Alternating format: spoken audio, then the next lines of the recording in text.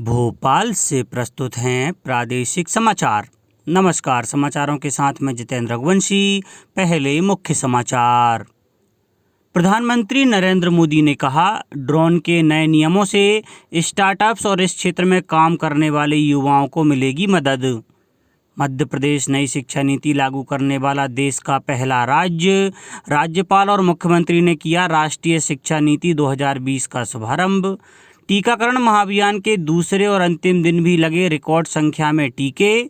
और असंगठित क्षेत्र के कामगारों का विवरण दर्ज करने के लिए ई श्रम पोर्टल की शुरुआत। अब समाचार विस्तार से। प्रधानमंत्री नरेंद्र मोदी ने कहा है कि ड्रोन के नए नियमों से स्टार्टअप्स और इस क्षेत्र में काम करने वाले युवाओं को बहुत मदद मिलेगी। ट्वीट संदेशों में श्री मोदी ने कहा कि इन नियमों से नवाचार और कारोबार करने की नई उम्मीदें बनेंगी और नवाचार, प्रौद्योगिकी तथा इंजीनियरिंग के माध्यम से भारत को ड्रोन हब बनाने में मदद मिलेगी। गौरतलब है कि केंद्र सरकार ने ड्रोन उड़ाने संबंधी नए नियम जारी कर दिए हैं। नए नियमों के अनुसार हवाई अड्डे की परिधि से येलो जोन क्षेत्र को 45 किलोमीटर से घटाकर 12 किलोमीटर कर दिया गया है। हवाई अड्डे के आसपास ग्रीन जोन में 8 से 12 किलोमीटर के बीच के क्षेत्र में 200 फीट तक ड्रोन के संचालन के लिए किसी अनुमति की आवश्यकता नहीं है। अब कार्गो डिलीवरी के लिए ड्रोन कॉरिडोर विकसित किए जाएंगे और व्यापार के अनुकूल नियामक व्यवस्था की सुविधा के लिए मानव रहित विमान प्रणाली संवर्धन परिषद की स्थापना की जाएगी।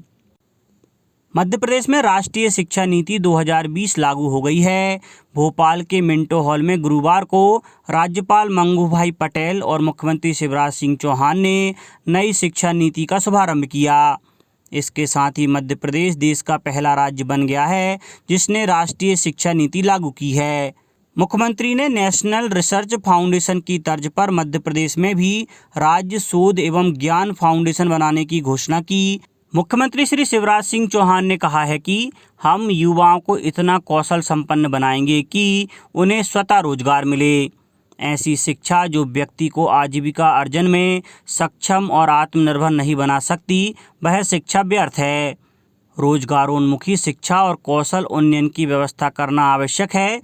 प्रधानमंत्री श्री नरेंद्र मोदी के शिक्षा और कौशल संवर्धन के साथ नई पीढ़ी का सर्वांगीण विकास सुनिश्चित करने के संकल्प को नई राष्ट्रीय शिक्षा नीति 100% पूर्ण करती है। मुख्यमंत्री श्री चौहान ने नई राष्ट्रीय शिक्षा नीति के लिए प्रधानमंत्री श्री मोदी का आभार माना। राज्यपाल श्री मंगूभाई पटेल की गरिमामय उपस्थिति में मुख्यमंत्री श्री चौहान ने प्रदेश में राष्ट्रीय शिक्षा नीति लागू करने की घोषणा की। मिंटो हॉल में कार्यक्रम में उच्च शिक्षा मंत्री डॉक्टर मोहन यादव, प्रमुख सचिव उच्च शिक्षा श्री अनुपम राजन तथा विभिन्न विश्वविद्यालयों के वाइस चांसलर तथा शोधार्थी सम्मिलित हुए। राज्यपाल श्री मंगूभाई पटेल तथा मुख्यमंत्री श्री चौहान द्वारा उच्च शिक्षा विभाग की पत्रिका सफलता के सोपान का विमोचन किया गया। साथ ही इनक्यूबेशन सेंटर के माध्यम से स्टार्टअप को प्रोत्साहित करने के लिए विद्यार्थियों को सीड मनी का वितरण भी किया गया। GER में वृद्धि के लिए दूरवर्ती शिक्षा केंद्रों की स्थापना के लिए भोज मुक्त विश्वविद्यालय और 55 महाविद्यालयों के बीच MOU पर हस्ताक्षर किए गए। राज्यपाल श्री मंगूभाई पटेल ने कहा कि प्रदेश के शिक्षा संस्थान छात्र छात्राओं को जीवन की अनंत ऊंचाइयों को छूने के लिए उड़ान भरने का लॉन्च पैड बनेंगे। छात्र छात्राओं को उनकी पसंद और ज़रूरत की शिक्षा के अवसर देने के लिए विश्वविद्यालयों द्वारा एक्टिव नॉलेज के वेब आधारित ऑनलाइन पाठ्यक्रमों और क्रेडिट की व्यवस्था की जाए। राष्ट्रीय शिक्षा नीति द्वारा शिक्षा की पहुंच, शैक्षणिक समानता, गुणवत्ता और उपयोगिता को उत्तरदायित्वपूर्ण बनाकर हम देश का भविष्य बदल सकते हैं। प्रदेश में टीकाकरण अभियान का दूसरा चरण सुचारू रूप से चला। महाअभियान के दूसरे और अंतिम दिन कल शाम 8 बजे तक 16,76,040 नागरिकों को टीका लगाया जा चुका था। अभियान के पहले दिन राज्य ने 23,47,000 टीके लगाकर एक दिन में अधिकतम टीकाकरण का अपना ही रिकॉर्ड तोड़ा था। इससे पहले अभियान के पहले चरण में 21 जून को राज्य में 18 लाख से अधिक टीके लगाए गए थे। सागर में जब वैक्सीनेशन केंद्र पर इंटरनेट की स्पीड कम हुई तो पंचायत कर्मी पेड़ के नीचे बैठकर काम करने लगे। लेकिन उन्होंने टीकाकरण की गति पर कोई असर नहीं पड़ने दिया। मंदसौर जिले में कल दूसरे दिन भी वैक्सीन लगाने के प्रति आम लोगों में उत्साह देखा गया। सतना में 70 वर्षीय श्रीमती जगिया देवी प्रजापति अपने नाती नातिन के साथ स्कूटर से टीकाकरण केंद्र पहुंची। मुख्यमंत्री शिवराज सिंह चौहान ने कल न्यूक्लियोम इन्फॉर्मेटिक्स द्वारा हैदराबाद में स्थापित सेंटर का मुख्यमंत्री निवास से वर्चुअल शुभारंभ करते हुए कहा कि किसानों की आय दुगनी करने के लिए कृषि विज्ञान के क्षेत्र में हो रही नवीनतम खोजों और विकसित हो रही तकनीक को किसान के खेत से जोड़ना जरूरी है। एग्री जीनोमिक्स ऐसा वैज्ञानिक क्षेत्र है जिससे अधिक उपज, कीट प्रतिरोधक क्षमता और फसल की गुणवत्ता सुनिश्चित की जा सकती है। न्यूक्लियोम इन्फॉर्मेटिक्स के प्रबंध संचालक दुष्यंत सिंह बघेल ने बताया कि उनके संस्थान द्वारा इंदौर में एशिया की सबसे बड़ी जीनोमिक्स लैब 165 करोड़ की लागत से स्थापित की जाएगी। उल्लेखनीय है कि एग्रो जीनोमिक्स एक वैज्ञानिक क्षेत्र है जो फसल सुधार में योगदान दे रहा है। मुख्यमंत्री श्री शिवराज सिंह चौहान ने कहा है कि प्रदेश में 30 सितंबर तक 18 वर्ष से ऊपर की आयु के 100% लोगों को कोविड वैक्सीन का पहला डोज लगा दिया जाएगा। मुख्यमंत्री श्री चौहान गुरुवार को रतलाम के बड़बड़ स्थित विधायक सभागृह में कोविड वैक्सीनेशन कार्य में सहयोग करने वालों के सम्मान समारोह को संबोधित कर रहे थे। मुख्यमंत्री श्री चौहान ने कहा कि वैक्सीनेशन कार्य प्रतिदिन किया जाएगा। जरूरत पड़ने पर बुजुर्गों और गर्भवती महिलाओं के घर जाकर वैक्सीनेशन किया जाएगा। रतलाम वासी 30 सितंबर तक सभी को पहला डोज लगवाएं। यह संकल्प लें कि कोई भी वैक्सीन लगवाने से शेष ना रहे।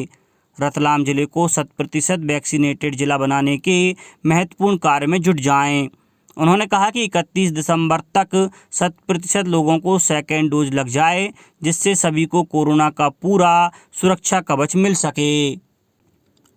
श्रम और रोजगार मंत्री भूपेंद्र यादव ने कल नई दिल्ली में असंगठित कामगारों के राष्ट्रीय डेटाबेस ई श्रम पोर्टल का शुभारंभ किया। इस पोर्टल पर देश के असंगठित क्षेत्र के कामगारों का विवरण दिया जाएगा। इससे कामगारों के प्रति विभिन्न सामाजिक सुरक्षा योजनाओं के बेहतर कार्यान्वयन की सुविधा उपलब्ध हो सकेगी। सभी श्रमिक संगठनों के नेताओं ने इस पोर्टल की शुरुआत का स्वागत करते हुए कहा है कि वे इसके सफल कार्यान्वयन के लिए हर संभव सहयोग करेंगे। राज्य में कानून व्यवस्था को मजबूत बनाने एवं अपराध नियंत्रण में पुलिस की सबसे बड़ी भूमिका होती है। पुलिस केवल कानून व्यवस्था बनाए रखने और लोगों की सुरक्षा देने का काम ही नहीं करती, बल्कि संकट के समय समाज के लिए मददगार भी बन जाती है। सहकारिता, लोक सेवा प्रबंधन और रायसेन जिला प्रभारी मंत्री डॉक्टर अरविंद भदौरिया ने गुरुवार 26 अगस्त को रायसेन जिले के नवनिर्मित पुलिस थाना भवन बरेली के लोकार्पण कार्यक्रम में यह बात कही। मंत्री डॉक्टर भदौरिया ने कहा कि बरेली में लंबे समय से नवीन थाना भवन की आवश्यकता महसूस की जा रही थी। उन्होंने कहा कि पुलिस हाउसिंग बोर्ड ने 1 करोड़ रुपए की लागत के थाना भवन का निर्माण रिकॉर्ड 1 साल से कम समय में पूर्ण किया है। मंत्री डॉक्टर भदौरिया ने कहा कि कोरोना महामारी के कठिन दौर में आमजन को सुरक्षित रखने के लिए स्वास्थ्य विभाग और पुलिस विभाग के अमले ने अपनी जान जोखिम में डालकर दिन रात काम किया है। पुलिस और स्वास्थ्य विभाग के अधिकारियों कर्मचारियों ने लोगों को सुरक्षित रखने, उनकी जान बचाने में अपने प्राण भी गंवाए हैं। उन्होंने कहा कि पुलिस विभाग पर कानून एवं शांति व्यवस्था बनाए रखने का महत्वपूर्ण दायित्व होता है। इसमें लोगों को भी पुलिस का सहयोग करना चाहिए। गृह मंत्री डॉक्टर नरोत्तम मिश्रा ने कहा है कि आपदा प्रबंधन में आधुनिक तकनीकों का इस्तेमाल किया जाना बेहद जरूरी है। वे होमगार्ड के आपदा प्रबंधन कक्ष से प्रदेश के सभी होमगार्ड अधिकारियों से ऑनलाइन रूबरू होते हुए संवाद कर रहे थे। डॉक्टर मिश्रा ने होमगार्ड लाइन में 2.5 करोड़ रुपए की लागत के 15 कक्षीय हॉस्टल, 2 मंजिला बैरक, SDERF ऑफिस और बैरक, भोजनालय और सैनिक बैरक का लोकार्पण किया।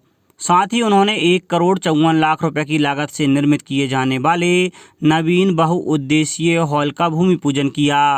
इस अवसर पर महानिदेशक होमगार्ड अशोक दोहरे सहित होमगार्ड और आपदा प्रबंधन के वरिष्ठ अधिकारी मौजूद थे। उन्होंने बताया कि आपदा के समय 8 घंटे से अधिक ड्यूटी करने वाले कर्मचारियों के निःशुल्क स्वल्पाहार और भोजन संबंधी प्रस्ताव शासन स्तर पर विचाराधीन हैं। अब कुछ समाचार संक्षेप में। रिजर्व बैंक ने अधिकृत कार्ड नेटवर्क को किसी भी टोकन अनुरोधकर्ता के लिए कार्ड टोकन सेवाओं की अनुमति दे दी है, ताकि कार्ड से लेन देन को अधिक सुरक्षित और सुविधाजनक बनाया जा सके। मुख्यमंत्री शिवराज सिंह चौहान आज 1 बजे प्रदेश में प्रधानमंत्री आवास योजना के लाभार्थियों को लाभ वितरण करेंगे। वे हितग्राहियों से बातचीत भी करेंगे। मध्य प्रदेश उर्दू अकादमी द्वारा आयोजित गमक के तहत कल शाम 7 बजे शाम मौसीकी कार्यक्रम में प्रसिद्ध गजल गायक गुरमीत सिंह डंग इंदौर और कीर्ति सूद भोपाल गजलों की ऑनलाइन प्रस्तुति दी।